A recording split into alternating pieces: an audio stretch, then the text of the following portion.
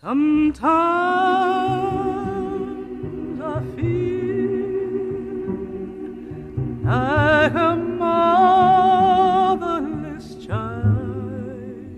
There is one language in the world that everyone can understand without translation: the language of music. Music is a universal system of communication which can describe emotions and thoughts. In many ways, it is a fabric of our lives and the definition of society. It is a reminder of how things once were, an indication of how things are, and a view of where society is headed.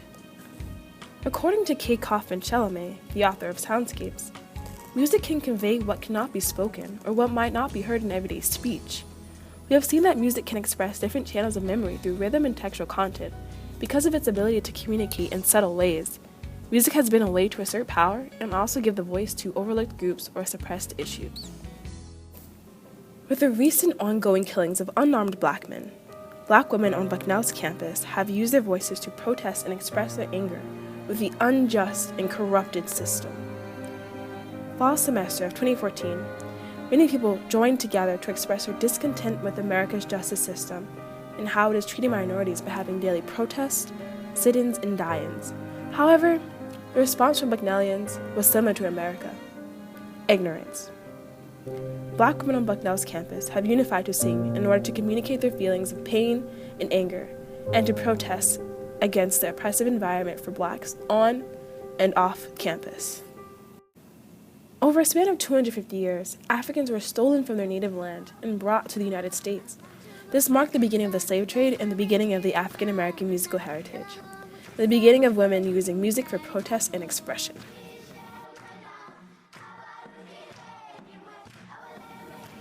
Many of the music that was being sung and created by enslaved Africans are known as spirit shows. Blacks began to use spirit shows as a way to protest by describing the injustices the Europeans have inflicted upon them to inspire political movement against their enslavement. For example, wading in the water, wading in the water, wading in the water, wading in the water, children, wading in the water. God is gonna trouble these waters, wading in the water, wading in the water, children, wading in the water. God is gonna trouble these waters. See that band all dressed in white. God is gonna trouble these waters.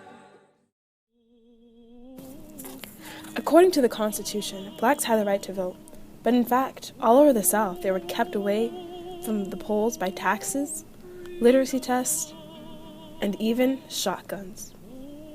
In 1939, Marian Anderson, a Black female singer, sung "Nobody Knows the Trouble I've Seen" at the Lincoln Memorial.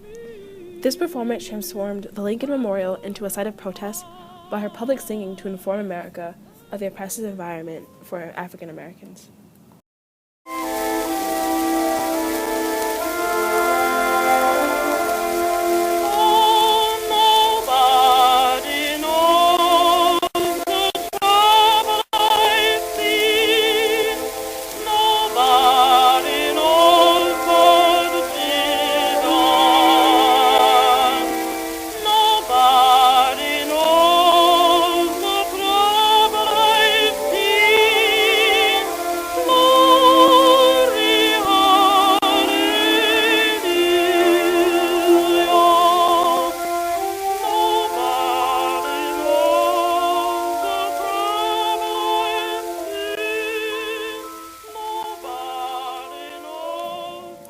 As the civil rights movement continued, Black women created other music as a form of protest. In major cities in the 1970s, thousands of manufacturing jobs disappeared. The economy declined, and gang violence sprung. The anger and the frustration of these events caused more protests and uproar in cities and the rise of rap and hip-hop.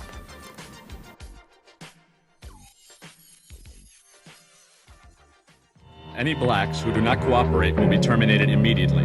I repeat, slavery is back in effect. We're at war! That's what I told you. I know you heard what the president said, and if the nigga don't move, then he's dead.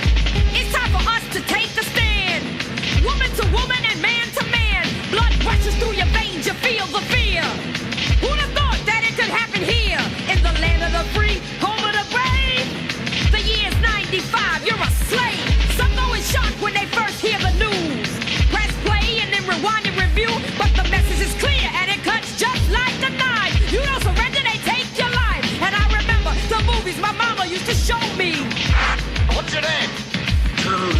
the times when they bought and they sold ya. We are at war! That's what I told ya. That's what I told ya.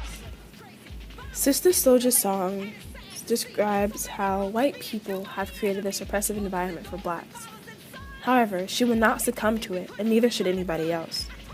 She repeats, slavery's back in effect. Slavery's back in effect. To protest this disadvantage many blacks and other minorities face due to white flight. White Americans are creating a system that will only be advantageous for the whites, and intentionally hurt and cripple blacks, similar to slavery. This unfair system continues today. These killings sparked the Black Lives Matter movement all around the world, and here in Bucknell's campus. Black students on campus were mainly affected by this event, therefore created the Bucknell to Ferguson movement protest. They are protesting against the racism and discrimination that blacks have to endure every single day of their lives, even on campus. As an African American woman or as a black woman on this campus and across the world, singing and creative expression in general is so important. It's a form of expression, it's a form of communication, and sometimes conversation just doesn't do it justice. It doesn't do the way that you feel as a black person justice. It doesn't do the way that you feel as a woman justice. Sometimes it sounds cliche, but sometimes you just have to put it in a song. And it's the only way that people can connect to the way that you feel, connect to the things that you see and experience on a day-to-day basis. Even if they don't want to, a lot of times people find themselves connected to a song that they didn't really think that they would. And so singing is important to me as a black woman in terms of sharing those emotions.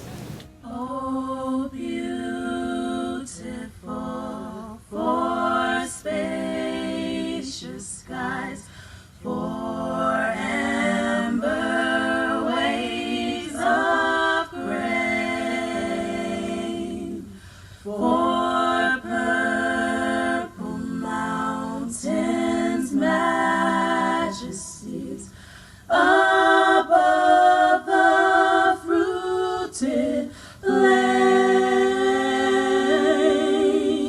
America, America,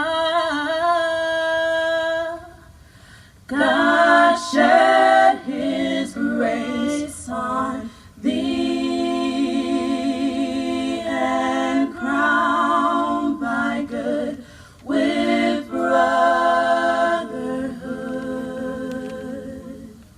Home of the brave and free, free just to murder me.